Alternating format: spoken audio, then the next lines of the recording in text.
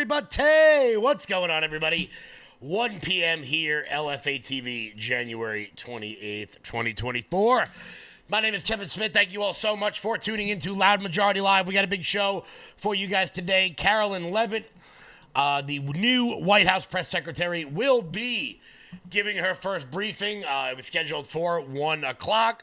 So I assume she will be coming on momentarily. We're going to throw it just so you guys can see. Getting word from people who were in the room that apparently the White House press room. Oh, no. Hold on. Look. Damn ads. Nobody likes ads. That the press room is a little bit more filled than it normally is at the moment. So we're going to bring you guys that live as soon as it happens. As soon as Karoline Leavitt, the press room is packed, we will see what all comes of that. We're going to bring you guys that as it happens. Once again, Trump's press secretary, Karoline Leavitt, set to bring her first White House press briefing. We'll bring you guys all that. Charlie Mays, how are you? Jeanette, how are you? Let's get the live chat up real quick. Boom, boom, boom. Let's see. Make sure I say hello to everybody before we, looks like they're going to be getting ready in a second here, so keep it all locked in here. Curious to see how Karoline does. She's incredibly competent. I've gotten the privilege to meet her several times. Very nice. So let's pull that over. There is the live chat. Say hello to everybody there. Hello to all the new people watching. There's plenty of new people in. Candy, how are you? Very good watching on Facebook. If you guys are watching on Facebook, do me a favor, hit that like button, hit the @ button, tag your friends, tag your followers so that they can watch the show as well. If you're watching on YouTube, do me a favor, hit that thumbs up button, hit the like button, turn on the notification bell so you never miss out on anything we've got going on. LFA TV, hit that repost button, share this URL out all over the place. Once again, waiting on Karoline Leavitt to come out. For her first White House press briefing. We're going to bring that to you guys live. But, look, there's been a lot of news over the last couple of days. Look, we talked about it on yesterday's show. Donald Trump really hitting the ground running here, really doing what he promised. Promises made, promises kept. And now the rest of the world is starting to fall into place. They're starting to come along. We're getting word now that Google Maps has now changed. Is that it? No. Somebody else came out the door. We wasted the good surprise on them. Google Maps has now changed the Gulf of Mexico to the Gulf of America following Donald Trump's executive order. Now, look, on a large scale, does that really matter? No, but it's really, really funny. After the press briefing today, we are going to have ourselves a little bit of fun because the king of CNN, Scott Jennings, really, here we go. Here is Karoline Leavitt. Good to see all of you. It's an honor to be here with all of you. A lot of familiar faces in the room, a lot of new faces. And President Trump is back, and the golden age of America has most definitely begun. The Senate has already confirmed 5 of President Trump's exceptional cabinet nominees: Secretary of State Marco Rubio, Defense Secretary Pete Hegseth, CIA Director John Ratcliffe, Homeland Security Secretary Kristi Noem, and Treasury Secretary Scott Bessent. It is imperative that the Senate continues to confirm the remainder of the president's well-qualified nominees as quickly as possible. As you have seen during the past week, President Trump is hard at work fulfilling the promises that he made to the American people on the campaign trail. Since taking the oath of office, President Trump has taken more than 300 executive actions, secured nearly $1 trillion in U.S. investments, deported illegal alien rapists, gang members, and suspected terrorists from our homeland, and restored common sense to the federal government. I want to take a moment to go through some of these extraordinary actions. On day 1, President Trump declared a national emergency at our southern border to end the 4-year-long invasion of illegal aliens under the previous administration. Additionally, President Trump signed an executive order to end catch and release and finish construction of his effective border wall. By using every lever of his federal power, President Trump has sent a loud and clear message to the entire world. America will no longer tolerate illegal immigration. And this president expects that every nation on this planet will cooperate with the repatriation of their citizens. As proven by this weekend, when President Trump swiftly directed his team to issue harsh and effective sanctions and tariffs on the Colombian government, upon hearing they were denied a U.S. military aircraft full of their own citizens who were deported by this administration. Within hours, the Colombian government agreed to all of President Trump's demands, proving America is once again respected on the world stage. So, to foreign nationals who are thinking about trying to illegally enter the United States, think again. Under this president, you will be detained and you will be deported. Every day, Americans are safer because of the violent criminals that President Trump's administration is removing from our communities. On January 23rd, ICE New York arrested a Turkish national for entry without inspection who is a known or suspected terrorist. On January 23rd, ICE San Francisco arrested a citizen of Mexico unlawfully present in the United States who has been convicted of continuous sexual abuse of a child aged 14 years or younger. ICE St. Paul has arrested a citizen of Honduras who was convicted of fourth-degree criminal sexual conduct with a minor. ICE Buffalo arrested a citizen of Ecuador who has been convicted of rape. ICE Boston arrested a citizen of the Dominican Republic who has a criminal conviction for second-degree murder. This criminal was convicted of murder for beating his pregnant wife to death in front of her 5-year-old son. And ICE St. Paul also arrested a citizen of Mexico who was convicted of possessing pornographic material of a minor on a work computer. These are the heinous individuals that this administration is removing from American communities every single day, and to the brave state and local law enforcement officers, CBP, and ICE agents who are helping in the facilitation of this deportation operation, President Trump has your back, and he is grateful for your hard work. On the economic front, President Trump took immediate action to lower costs for families who are suffering from 4 long years of the Biden administration's destructive and inflationary policies. President Trump ordered the heads of all executive departments and agencies to help deliver emergency price relief to the American people, untangle our economy from Biden's regulatory constraints, and end the reckless war on American energy. President Trump also signed sweeping executive orders to end the weaponization of government and restore common sense to the federal bureaucracy. He directed all federal agencies to terminate illegal diversity, equity, and inclusion programs to help return America to a merit-based society. President Trump also signed an executive order declaring it is now the policy of the federal government that there are only 2 sexes, male and female. Sanity has been restored. Before I take your questions, I would like to point out to all of you once again have access to the most transparent and accessible president in American history. There has never been a president who communicates with the American people and the American press corps as openly and authentically as the 45th and now 47th president of the United States.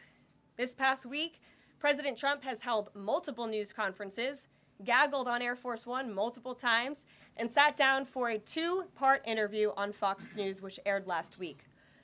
As Politico summed it up best, Trump is everywhere again.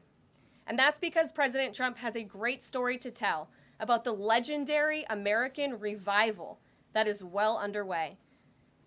And in keeping with this revolutionary media approach that President Trump deployed during the campaign, the Trump White House will speak to all media outlets and personalities, not just the legacy media who are seated in this room.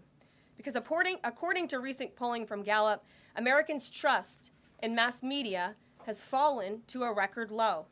Millions of Americans, especially young people, have turned from traditional television outlets and newspapers to consume their news from podcasts, blogs, social media, and other independent outlets.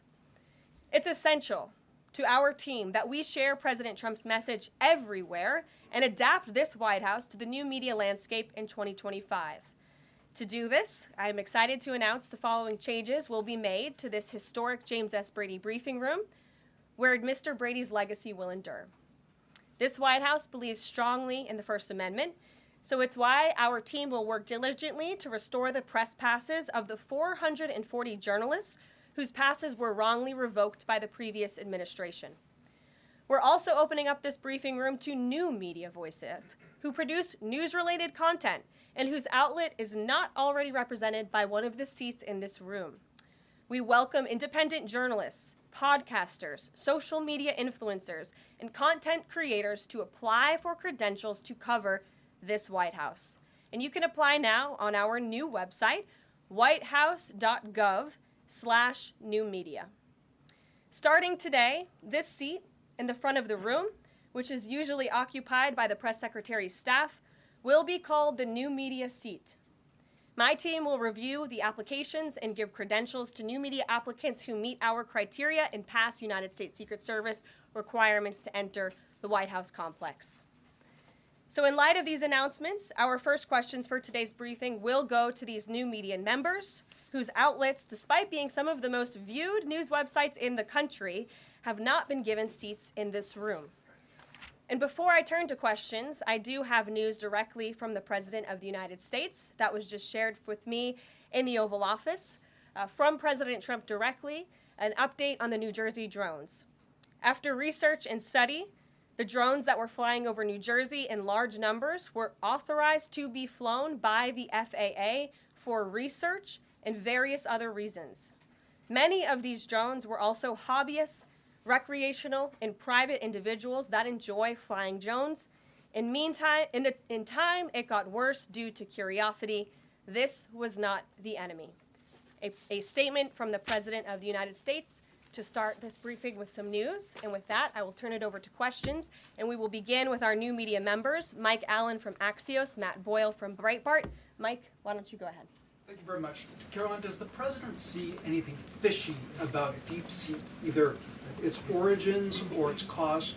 And could China's ability to make these models quicker, cheaper, affect our thinking about expanding generation data centers, chip manufacturing? Sure. The president was asked about DeepSeek last night on Air Force One when he gaggled for, I think, the third or fourth time throughout the weekend with members of the traveling press corps. The president said that he believes that this is a wake-up call to the American AI industry. The last administration sat on their hands and allowed China to rapidly develop this AI program. And so President Trump believes in restoring American AI dominance. And that's why he took very strong executive action this past week to sign executive orders to roll back some of the onerous regulations on the AI industry. And President Trump has also proudly appointed the first AI and crypto czar at this White House, David Sachs, whom I spoke with yesterday, very knowledgeable on this subject, and his team is here working every single day to ensure American AI dominance. As for the national security implications, I spoke with NSC this morning. They are looking into what those may be, and when I have an update, I will share it with you, Mike. Karoline, you say restore U.S. dominance. Is there a fear that the U.S. either is fallen or has fallen behind? And how would the president make sure the U.S. stays ahead? No, the president is confident that we will restore American dominance in AI. Yeah, so Karoline, first off, thank you to you and President Trump for actually giving voices to new media outlets that represent millions and millions of Americans. The thing I would add, I've got a two-part question for you. The first is just can you expand upon what steps the White House is going to take to bring more voices, not less, which is what our founder, Andrew Breitbart, believed in, into this room where they rightfully belong? Yeah. Absolutely. And as I said in my opening statement, Matt, it is a priority of this White House to honor the First Amendment. And it is a fact that Americans are consuming their news media from various different platforms, especially young people. And as the youngest press secretary in history, thanks to President Trump, I take great pride in opening up this room to new media voices to share the president's message with as many Americans as possible. In doing so, number one, we will ensure that outlets like yours, Axios and Breitbart, which are widely respected and viewed outlets, have an actual seat in this room every day. We also, again, encourage anybody in this country. Whether you are a TikTok content creator, a blogger, a podcaster, if you are producing legitimate news content, no matter the medium, you will be allowed to apply for press credentials to this White House. And as I said earlier, our new media website is whitehouse.gov/new media. And so we encourage people to apply. Again, as long as you are creating news-related content of the day and you're a legitimate independent journalist, you're welcome to cover this White House. And secondly, Karoline, you said you laid out several of the actions that President Trump has taken that obviously it's a stark contrast to the previous administration, a breakneck speed from President Trump. Can we expect that pace to continue as the first 100 days moves along here and beyond that? Absolutely. There's no doubt President Trump has always been the hardest working man in politics. I think that's been proven over the past week. This president has again signed more than 300 executive orders. He's taken historic action. I gaggled aboard Air Force One to mark the first 100 days of this administration, 4 p.m. last Friday, or first 100 hours rather. And this president did more in the first 100 hours than the previous president did in the first 100 days. So President Trump, I think you can all expect for him to continue to work at this breakneck speed, so I hope you're all ready to work very hard. I know that we are. Zeke Miller. Thanks, Karoline. A question that we've asked your predecessors of both parties in this job. When you're up here in this briefing room speaking to the American public, do you view yourself and your role as advocating on behalf of the president or providing the unvarnished truth that is, not to lie, not to obfuscate to the American people? I commit to telling the truth from this podium every single day. I commit to speaking on behalf of the President of the United States. That is my job. And I will say it's very easy to speak truth from this podium when you have a president who is implementing policies that are wildly popular with the American people, and that's exactly what this administration is doing. It's correcting the lies and the wrongs of the past 4 years, many of the lies that have been told to your faces in this very briefing room. I will not do that.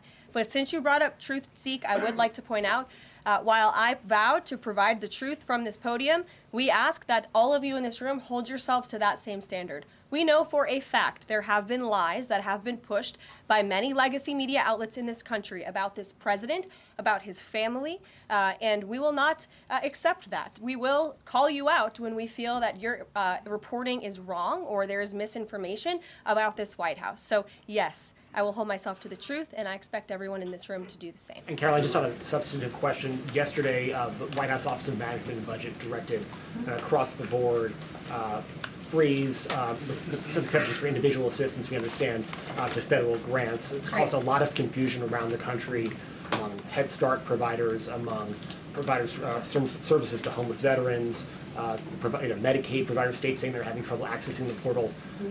Could you help us clear up some of the confusion, Yes. give some certainty to folks, and also is that uncertainty, how does that uncertainty service the president's voters? Well, I think there's only uncertainty in this room amongst the media. There's no uncertainty in this building. So let me provide the certainty and the clarity that all of you need. This is not a blanket pause on federal assistance and grant programs from the Trump administration.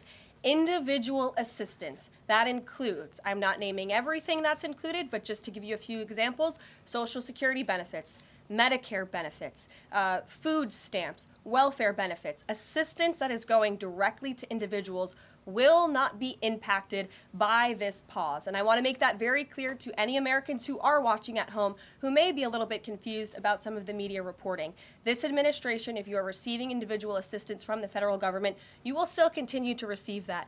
However, it is the responsibility of this president and this administration to be good stewards of taxpayer dollars. That is something that President Trump campaigned on. That's why he has launched DOGE, the Department of Government Efficiency, who is working alongside OMB.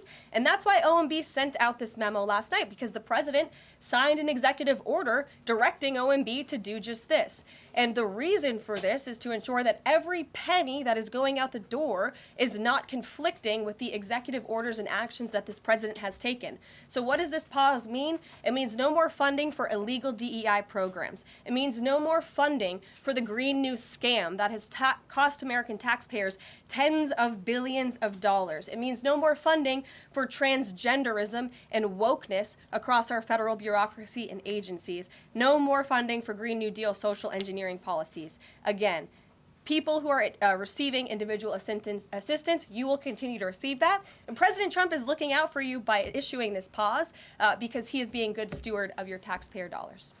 Thanks, Caroline. Sure. How long is this pause going to last, and how is the Trump administration recommending that organizations that rely on federal funding make payroll, pay their rent in the meantime?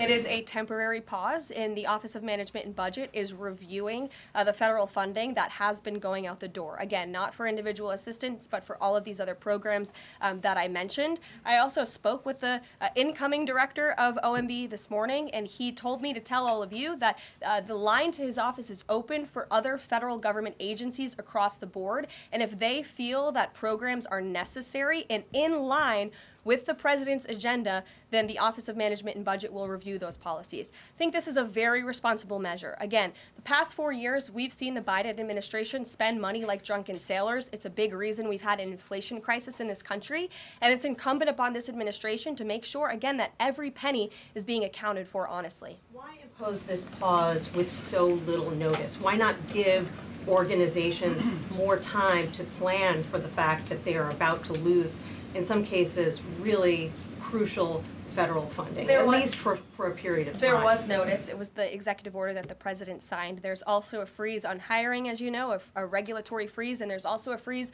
on foreign aid. And this is, again, incredibly important to ensure that this administration is taking into consideration how hard the American people are working. And their tax dollars actually matter to this administration. You know, just during this pause, DOJ and OMB have actually found that there was $37 million that was about to go out the door to the World Health Organization, which is an organization, as you all know, that President Trump, with the swipe of his pen in that executive order, is no longer wants the United States to be a part of. So that wouldn't be in line with the president's agenda.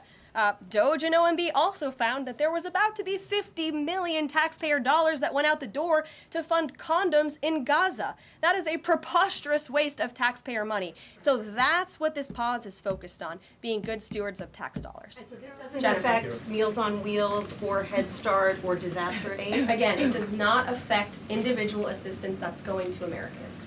To follow up on Nancy, do you think there will be a list of who is affected and how much money is affected? How will these contractors and organizations know if they are actually having their funding frozen?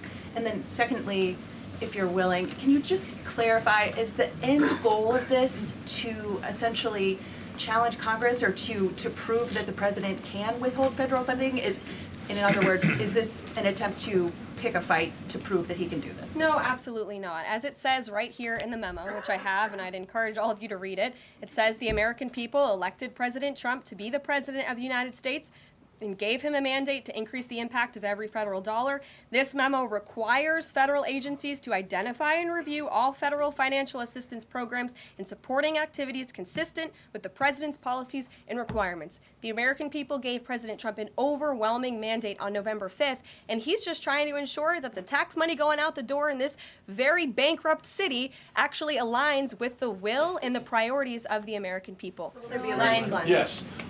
Welcome. You look great. You're doing a great job. You talked about transparency, and some of us in this room know how just transparent President Trump has been the last 5 or 6 years. I think you'll do the same.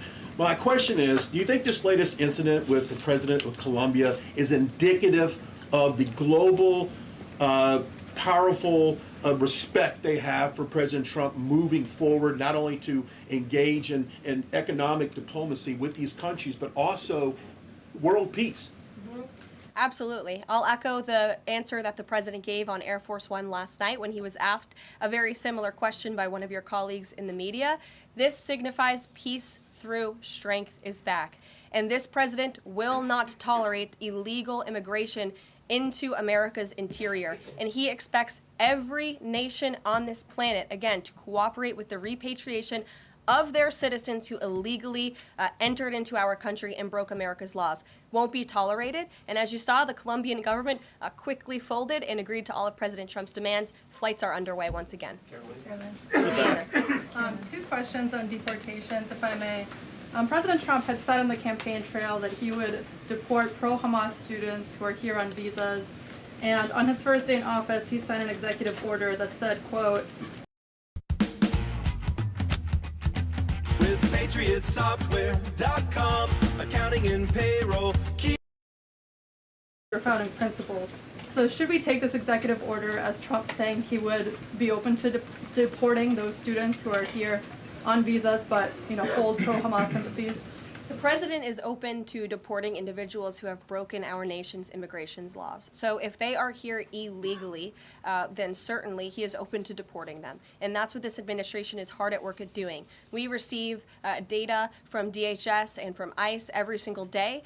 From what we hear on the ground, ICE agents are feeling incredibly empowered right now because they actually have a leader in this building who is supporting them in doing their jobs that they were hired to do, which is to detain, arrest, and deport illegal criminals who have invaded our nation's borders over the past 4 years. That's what the president is committed to seeing. Peter. Just following up on the question on immigration first. President Trump, during the course of the campaign in 2024, said the following about illegal immigration. He said, they're going back home where they belong, and we start with the criminals. There are many, many criminals. NBC News has learned that ICE arrested 1,179 undocumented immigrants on Sunday, but nearly half of them, 566 of the migrants, appear to have no prior criminal record besides entering the country illegally. Is the president still focused exclusively, which is a civil crime, it's not criminal? It's a federal crime. So I'm asking though. He said he was going to focus on those violent offenders first. So is violent offenders no longer the predicate for these people to be deported? The president has said countless times on the campaign trail, I've been with him at the rallies, I know you've been there covering them too, Peter, that he is focused on launching the largest mass deportation operation in American history of illegal criminals. And if you are an individual, a foreign national, who illegally enters the United States of America, you are, by definition, a criminal. And so therefore, you are subject to deportation. I apologize for interrupting. So to be clear, it's not violent criminals do not receive precedence in terms of the deportations taking place. The president has also said two things can be true at the same time. We want to deport illegal criminals, illegal immigrants from this country, but the president has said that, of course, the illegal criminal drug dealers, the rapists, the murderers, the individuals who have committed heinous acts on the interior of our country and who have terrorized law-abiding American citizens, absolutely, those should be the priority of ICE, but that doesn't mean that the other illegal criminals who entered our nation's borders are off the table. Understood. Then let me ask you a separate question about the confusion that still exists across the country right now as it relates to the freeze or the pause as it's described. President Trump, of course, ran one of the key policy items was that he was going to lower prices, lower the cost of everything from groceries, as he often said. But in many of the cases, it would seem that some of these moves could raise prices for real Americans on everything from low-income heating, that program, child care programs. Will nothing that the president's doing here in terms of the freeze in these programs raise prices on ordinary Americans? What particular actions are you referring to that would... I'm referring to LHEAP right now. That's the low-income heating program, for example. We can talk about... There's no clarity, so I could refer to a lot of them. We don't know what they are specifically. Can you tell us that LHEAP is not one of those affected? So you're asking a hypothetical based on programs that you can't even identify. No, I just identified. What I can tell you just to be clear, since you guys haven't identified, let's do it together, just for Americans at home. Medicaid, is that affected? I gave you a list of examples: Social Security, Medicare, welfare benefits, food stamps that will not be impacted by this federal pause. I can get you the full list after this briefing from the Office of Management and Budget. But I do want to address the cost cutting because that's certainly very important and cutting the cost of living in this country. President Trump has taken historic action over the past week to do that. He actually signed a memorandum to deliver emergency price relief for American families, which took a number of actions. I can walk you through those. He also repealed many onerous Biden administration regulations. We know over the past 4 years, American households has been essentially taxed $55,000 in regulations from the previous administration. President Trump, with the swipe of his pen, rescinded those, which will ultimately put more money back in the pockets of the American people. So deregulation is a big deal. And then when it comes to energy, I mean, the president signed an executive order to declare a national energy emergency here at home, which is going to make America energy dominant. We know that energy is one of the #1 drivers of inflation. And so that's why the president wants to increase our energy supply to bring down costs for Americans. The Trump energy boom is incoming, and Americans can expect that. Caroline, thank you. Caroline, I think some of the confusion may be here with this pause on federal funding. You've made it clear you're not stopping funds that go directly to individuals, but there certainly are lots of organizations that receive funding and then may pass along a benefit. Meals on Wheels, for one. They provide meals for over 2.2 million seniors. What is the president's message to Americans out there, many of whom supported him and voted for him, who are concerned that this is going to impact them directly, even if, as you said, the funding isn't coming directly to their wallet? I have now been asked and answered this question 4 times. To individuals at home who receive direct assistance from the federal government, you will not be impacted by this federal freeze. In fact, OMB just sent out a memo to Capitol Hill with Q&A to clarify some of the questions and the answers that all of you are asking me right now. Again, direct assistance will not be impacted. I've been asked and answered about this OMB memo. There's many other topics of the day. Jackie Heinrich. Indirect assistance, Caroline, if it's going to another organization and then trickling down. Direct assistance that is in the hands of the American people will not be impacted. Again, as I said to Peter, we will continue to provide that list as it comes to fruition. But OMB right now is focused on analyzing the federal government's spending, which is exactly what the American people elected President Trump to do. And one question on immigration, Caroline, on immigration. Of the 3,500 arrests ICE has made so far since President Trump came back into office, can you just tell us the numbers? How many have a criminal record versus those who are just in the country illegally? All of them, because they illegally broke our nation's laws and therefore they are criminals as far as this administration goes. I know the last administration didn't see it that way, so it's a big culture shift in our nation to view someone who breaks our immigration laws as a criminal, but that's exactly what they are. You may have one point at the worst first. They all have a criminal record. And welcome to the briefing If they broke our nation's laws, yes, they are criminal. Yes. Thank you. On stripping security details for figures like John Bolton, Pompeo, Brian Hook, Senator Tom Cotton said that he's seen the intelligence and the threat from Iran is real for anyone who played a role in the Soleimani strike. He voiced concern it wouldn't just impact those individuals, but potentially their family, innocent bystanders, friends, anyone who's near them when they're out in public. Is the president open to reconsidering his decision?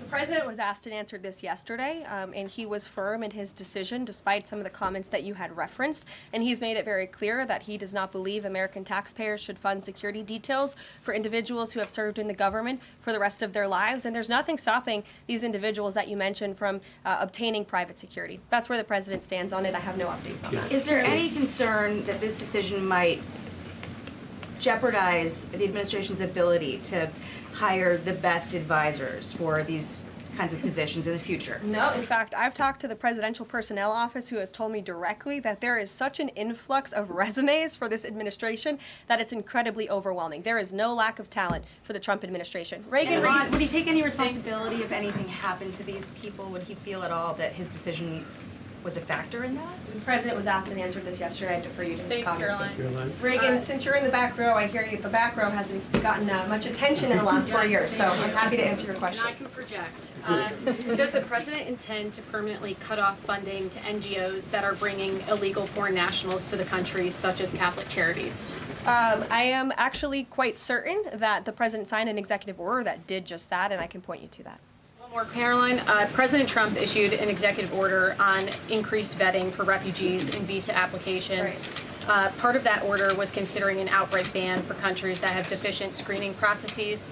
Has the president considered yet which countries might fall into this category, or countries like Afghanistan or Syria under consideration for a full ban? Yeah, so the president signed an executive order to streamline the vetting for visa applicants and for illegal immigrants in this country who are coming, of course, from other nations. It also directed the Secretary of State to review the process and make sure that other countries around the world are being completely transparent with our nation and the individuals that they are sending here. And so the Secretary of State has been directed to report back to the president. I haven't seen that report yet. We've only been here for a few days. Caroline, one on the freeze in federal funding. Who advised the president on the legality of telling government agencies that they don't have to spend money that was already appropriated by Congress? Well, as the OMB memo states, this is certainly within the confines of the law. So White House counsel's office believes that this is within the president's power to do it, and therefore he's doing it. Okay, so they disagree with lawmakers who say that they don't have the power to freeze this funding. Again, I would point you to the language in the memo that clearly states this is within the law. And on what happened on Friday night, the administration fired several inspectors general without giving Congress the 30-day legally required notification that they were being fired. I think only 2 were left at DHS and the DOJ. And then yesterday we saw several prosecutors, I believe 12, fired from the Justice Department who worked on the investigations into the president. As you know, they are career prosecutors, therefore they are afforded civil service protections. How is the administration deciding which laws to follow and which ones to ignore? So it is the belief of this White House and the White House counsel's office that the president was within his executive authority to do that. He is the executive of the executive branch, and therefore he has the power to fire anyone within the executive branch that he wishes to. There's also a case that went before the Supreme Court in 2020, Scala Law LLC versus the Customs, Bureau Protection. I would advise you to look at that case, and that's the legality that this White House was resting on. You're confident that if they bring lawsuits against you, those prosecutors who were fired, that they will succeed? We will win in court. And yes. did he personally direct this, given they worked on the classified documents investigation and the election interference investigation? This was a memo that went out by the Presidential Personnel Office, and the president is the leader of this White House. So yes. Yes. Karoline. Caroline. Sure. Thank you. Congrats on your first guy on the podium. Thank you. President Trump ended funding for UNRWA and also designated the Houthis a foreign terrorist organization. That's right. Both were decisions that the previous administration had reversed. So here's my question. Will there be an investigation into who gave the previous administration this terrible advice? Well, that's a very good point. I haven't heard discussions about such an investigation, but it wouldn't be a bad idea considering that the Houthis certainly are terrorists. They have launched attacks on U.S. naval ships across this world, and so I think it was a very wise move by this administration to redesignate them as a terrorist group, because they are, and I think it was a foolish decision by the previous administration to do so. As for an investigation, I'm not sure about that, but it's not a bad idea. Josh. Thank you for the question. I appreciate it. Can you give us an update on the president's plan for his tariff agenda? He spoke a lot about this yesterday, and there's a couple of dates coming up that he's spoken to. Number one, February 1st, he's alluded to both the potential for tariffs for Canada and Mexico, but also China to take effect on those days. What's he thinking about that? Yeah. Should those countries expect that on the Again, first? he was asked and answered this question this past weekend when he took a lot of questions from the press, and he said that the February 1st date for Canada and Mexico still holds. The China 10% tariff that he also had mused about last Tuesday going into effect on the same day. Yep, the president has said that he is very much still considering that for February 1st. Yesterday he talked also about sectoral tariffs on, for instance, pharmaceuticals as well as semiconductor computer chips. He talked about steel, aluminum, and copper. What's the timeline on those?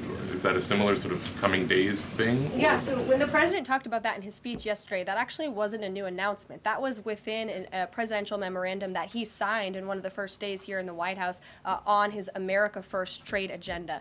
So there's more details on those tariffs in there. As far as a date, I don't have a specific date to read out to you, but the president is committed to implementing tariffs effectively, just like he did in his first term. Finally, he also was asked on the plane when he gaggled about the potential for a universal tariff. He was asked maybe about 2.5%. There was a report about that. He said he wanted much bigger than that. Should we understand that these tariffs would add up?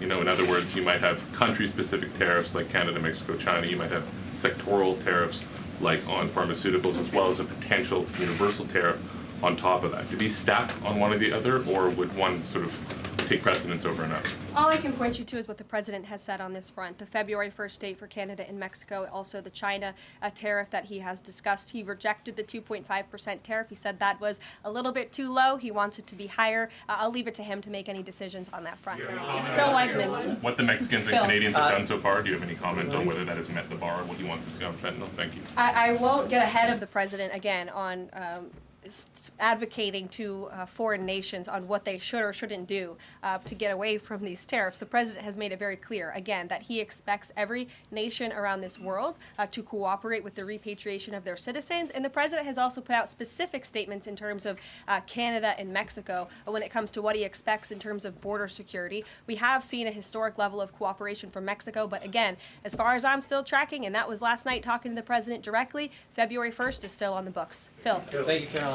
Quick programming note and then a question on taxes. In terms of programming, should we expect to see you here every day? How frequently will these press briefings be? It is a good question, April. So look, the president, as you know, is incredibly accessible. First day here, he wanted all of you in the Oval Office. You got a 60-minute press conference with the leader of the free world while he was simultaneously signing executive orders. I may add that's pretty impressive.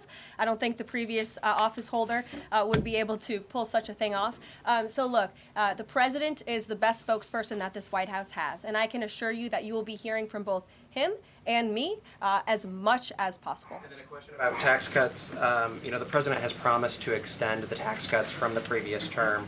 I'm curious, does the president support corresponding spending cuts as some Republicans have called for in Congress? And will the new Treasury Secretary be leading those negotiations with the Hill as Mnuchin did during the first administration? The president is committed to both tax cuts and spending cuts, and he has a great team negotiating on his behalf, but there's no better negotiator than Donald Trump, and I'm sure he'll be involved in this reconciliation process as it moves forward. Karoline, in the announcement that you made last night on the Iron Dome, it said the president had directed that the United States will build this Iron Dome. Yeah. When you read into the executive order, it seemed short of that. It asked for a series of studies and reports back from. Can you tell us whether the president has directed this, and if he is as concerned on this issue, why the suspensions that we saw listed by OMB included so many different nuclear programs, non-proliferation programs, programs to blend down nuclear weapons, and so forth? First of all, when it comes to the Iron Dome, the executive order directed the implementation of an Iron Dome. It also, as you said, kind of directed research and studies to see if or how the United States can go about doing this, particularly the Department of Defense. When it comes to the other question that you asked about those specific programs, again, I would say this is not a ban. This is a temporary pause and a freeze to ensure that all of the money going out from Washington, D.C. is aligned with the president's agenda. And as the Office of Management and Budget has updates on what will be kickstarted once again, I will provide those to you. Just to clarify for a sec what you were saying before on Medicaid. It wasn't clear to me whether you were saying that no Medicaid would be cut off. Obviously, a lot of this goes to states before it goes to individuals and so forth. So are you guaranteeing here that no individual now on Medicaid would see a cutoff because of the pause? I'll check back on that and get back to you. John. Thanks a lot, Karoline. As you know, in the first week that the president was in office, signed an executive order as it relates to birthright citizenship, trying to eliminate that. Now, 22 state attorney generals have said that this is unconstitutional. A federal judge has just agreed with their argument. What's the administration's argument for doing away with birthright citizenship? The folks that you mentioned have a right to have that legal opinion, but it is in disagreement with the legal opinion of this administration. This administration believes that birthright citizenship is unconstitutional, and that is why President Trump signed that executive order. Illegal immigrants who come to this country and have a child are not subject to the laws of this jurisdiction. That's the opinion of this administration. We have already appealed the lawsuit that was filed against this administration, and we are prepared to fight this all the way to the Supreme Court if we have to, because President Trump believes that this is a necessary step to secure our nation's borders and protect our homeland. On foreign policy, Karoline, on foreign policy, if I may, the president's commitment to the NATO Defense Alliance, is it as strong as the prior administration? Is it the same as when he served as president in his first term in office? As long as NATO pays their fair share, and President Trump has called on NATO allies to increase their defense spending to 5%. You actually saw the head of NATO at Davos last week on Bloomberg television saying that President Trump is right, and if Europe wants to keep itself safe, they should increase their defense spending. I would just add that there was no greater ally to our European allies than President Trump in his first term. The world for all nations in Europe and of course here at home was much safer because of President Trump's peace through strength diplomatic approach. Monica. Thank you, Karoline, and it's great to finally be called on as well in the briefing room. I appreciate that. You're welcome. Of course, we know President Trump just got back from North Carolina and California meeting with victims of natural disasters. There's the 2-year anniversary of the East Palestine, Ohio toxic train derailment. Does the president have any plans to go visit the victims of that toxic spill or just visit in general? No plans that I can read out for you here. If that changes, I will certainly keep you posted. What I can tell you is that President Trump still talks about his visit to East Palestine, Ohio. That was one of the turning points, I would say, in the previous election campaign, where Americans were reminded that President Trump is a man of the people, and he, as a candidate, visited that town that was just derailed by the train derailment, no pun intended, and he offered support and hope. Just like I saw the president do this past week, it was a purposeful decision by this president on his first domestic trip to go to North Carolina and to California to visit with Americans who were impacted by Hurricane Helene and also by the deadly fires. A red state and a blue state, both of which feel forgotten by the previous administration and the federal government. That is now ended under President Trump. He will continue to put Americans first, whether they're in East Palestine, in Pacific Palisades, or in North Carolina. Thank you, Caroline. On California, could you please clarify what the military did with the water last night as referenced in the president's Truth Social post? The water has been turned back on in California, and this comes just days after President Trump visited Pacific Palisades, and as you all saw, applied tremendous pressure on state and local officials in Pacific Palisades, including Los Angeles Mayor Karen Bass, to turn on the water and to direct that water to places in the south and in the middle of the state that have been incredibly dry, which has led to the expansion, the rapid expansion of these fires. So could you clarify what the military's role was, where the water came from, and how it got there? Again, the Army Corps of Engineers has been on the ground in California to respond to the devastation from these wildfires, and I would point out that just days after President Trump visited the devastation from these fires, the water was turned on. That is because of the pressure campaign he put on state and local officials there who clearly lack all common sense. And I will never forget being at that roundtable with the president last week and hearing the frustration in the voices of Pacific Palisades residents who feel as though their government has just gone insane. Before President Trump showed up on the scene, Karen Bass was telling private property owners that they would have to wait 18 months to access their private property. So this administration, the president and his team that's on the ground in California, Rick Grinnell, who he has designated to oversee this great crisis, it will continue to put pressure on Karen Bass and state and local officials to allow residents to access their properties. This is a huge part of it. These residents want to take part in their own clearing out of their properties. They should be able to do that. It's the United States of America. What happened to our freedom? Clearly it's gone in California, but not anymore under President Trump. April. Caroline, welcome to the briefing room. Thank you. Several questions. One on the pause. Will minority-serving institutions, preferably colleges and universities, have those monies held back temporarily at this moment? Again, I have not seen the entire list because this memo was just sent out. So I will provide you all with updates as we receive them, okay? Secondly, when it comes to immigration, there is this southern border focus. What happens to those who've overstayed their visas? That is part of the broken immigration system. In 2023, there was a report by the Biden administration, the Homeland Security Department, that said overstays of visas were 3 times more than usual. Will there be a focus on the overstays for visas as well? If an individual is overstaying their visa, they are therefore an illegal immigrant residing in this country and they are subject to deportation. And also yes. Lastly, as we're dealing with anti-DEI, anti-woke efforts, we understand this administration is thinking about celebrating Black History Month. Have you got any word on that? Anything that you can offer to us? As far as I know, this White House certainly still intends to celebrate, and we will continue to celebrate American history and the contributions that all Americans, regardless of race, religion, or creed, have made to our great country, and America is back. Christian Daycock. Thanks, Caroline. Just real quick, you mentioned the inflation executive order the president signed, but egg prices have skyrocketed since President Trump took office, so what specifically is he doing to lower those costs for Americans? Really glad you brought this up because there is a lot of reporting out there that is put. Celebrate the new year in a new Acura at Acura of Huntington right now. Drive home in the new 2025 Acura in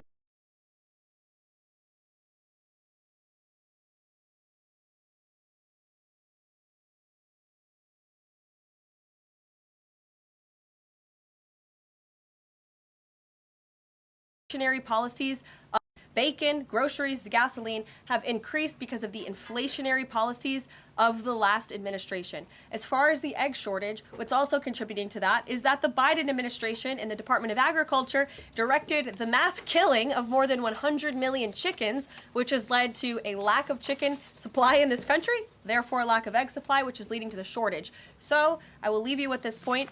This is an example of why it's so incredibly important that the Senate moves swiftly to confirm all of President Trump's nominees, including his nominee for the United States Department of Agriculture, Brooke Rollins, who is already speaking with Kevin Hassett, who's leading the economic team here at the White House, on how we can address the egg shortage in this country. As for costs, I laid out the plethora of ways that President Trump has addressed saving costs for the American people over the past week. He looks forward to continuing to doing that in the days ahead. Thank you guys.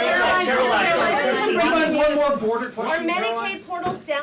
All right. All righty. I would say, I would gander that as many of you are going to agree that that was quite the upgrade from the 4 years of the nonsense we got from KJP. Wow, Karoline Leavitt absolutely killed it. Holy moly. Holy moly. That was at it. That was unbelievable. Wow. Look, guys, we have seen change agents coming in the White House and this administration over the course of the last week. But, wow. How refreshing it is to have a person get asked a question and then answer it. Whoa. Holy crap. Also, shout out to my friend Monica Page, who, after 4 years of sitting in that White House briefing room, actually got to answer the question today. So, shout out to my favorite reporter in the room. Monica's actually going to be joining us next week or in due time to talk about what I assume will be drastic changes in that press room. Monica's a good friend of mine. She's over there at Turning Point USA. Make sure you give her a follow for all the White House updates. That's where I get my White House updates. Make sure you guys get it. Well, that was 55 minutes. My name is Kevin Smith. Thank you all so much for tuning in to Loud Majority Live here on LFA TV, rumble.com/LFA TV. Quite the media shakeup. Lala. Hold on a minute. We got to talk about this. Someone in the chat is saying something not very nice. And I pronounce that word exactly the way it's spelled. Exed. Exed. That's how you say it. Guys, hit that thumbs up button. Share the video out all over the place. Now that we've all decided that now that some people have decided I say a certain word wrong, which I don't, I want to make that very clear. Sean Farish used to break my chops about it all the time. Guys, hit that thumbs up button. Share the video out all over the place. Do me a favor, guys. Head on over to lfatv.us. That's lfatv.us. That is your home base, your mothership, your landing pad, everything you need up, down, left ways, and sideways for LFA TV. And while you're there, check out Jeremy Harrell's shop. While you're there, guys, consider becoming a monthly donor over here at LFA TV so that we can keep bringing you guys the good stuff. Let's go over a couple of things I think you guys will be excited about. As you heard, the new press secretary, Karoline Leavitt, say that new media will be welcomed into the White House briefing room. I'm very excited about that. Apparently, we have submitted our application here at LFA TV, and I want to be clear. I'm sure every Tom, Dick, and Harry on planet Earth has submitted an application for that. So we will hopefully be granted that, and if we are, we will be down. We will be down in D.C. in the press room, which I'm very, very, very excited about. Lala, don't worry, I'm just breaking your chops, even though I don't say it wrong. I don't care what Sean says. So yes, we have submitted our application. What do you guys think of that? I'm curious to get your opinion over here. Who would you? Here we go. Let's have some fun. If we are granted access to the White House press briefing room, which LFA TV host would you like to see in the room asking the question? Now, obviously, Obviously, the answer to this might be a little skewed considering it's being asked on my show, but, that's what we do here. That's what we do here. Which LFA TV host would you like to see in the White House press briefing room? And nobody better say Sean. There we go. Somebody with a correct answer. There you go. Seven Shatag. There you go. Lala, Yeah, obvious arrow, pink nose. Natalie knows, obviously. Obviously, it's me. Anyone saying any other name but Kevin is wrong, in my opinion. Just saying.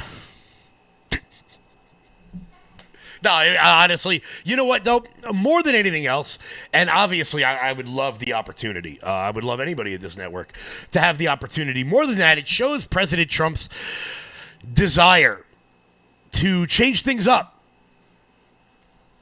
Look, the first question she gave was to Breitbart. She gave a question to Axios. She gave a question to Monica Page over at Turning Point USA. Formerly of OAN. This is a sea change. Because the fact of the matter is, look, the media is changing. The media is changing, and it is nice to see that the administration is changing with the times. Look, linear TV is dead. It just is. Everybody on all the networks, even the good ones, even ones that I watch, it is a dying breed. Look, a network like Fox News, which, it hasn't always been on our side on everything, but are more on our side than some of the other networks. Their average viewer is 71 years old, which means some people watching their network are in their 80s and their 90s. The world is changing, and it's coming here. It's coming to podcasts. It's coming to the online sphere. And it is nice to see that this administration has taken note of that. Guys, it is 2 o'clock. I had so much to get into. Jim Acosta quit CNN. I guess we'll have to get into all of that juicy stuff tomorrow. Also, shout out to Karoline Leavitt. You killed it. You did a phenomenal job. Absolutely spectacular. Do you know she's 27? And she's the White House press secretary? I'm 35. Damn. I got to step my game up. Guys, thank you all so much for tuning in. We had big viewership today. Hopefully you all come back tomorrow where we can have a little bit of fun. I think tomorrow is Tulsi Gabbard's confirmation hearing. We'll have that for you live. Sure to be fireworks. And we're definitely going to make fun of Jim Acosta tomorrow. Also, a very fat woman sued Lyft because she is too fat to get into the back of a vehicle. That's a real story, and I can't wait to share it with you. Guys, Will Johnson coming up next right here on this network. Hit that thumbs up button on the way out the door. Head on over to loudmajorityusa.com. That's loudmajorityusa.com. Sign up for the newsletter. Check out our shop. For all you guys who stuck around all day, use promo code LFA to get 20% off everything on the website. Pick up your Valentine's Day cards. You're going to love them. Love you guys so much. I'll catch you guys back live tomorrow. Until then, stay loud.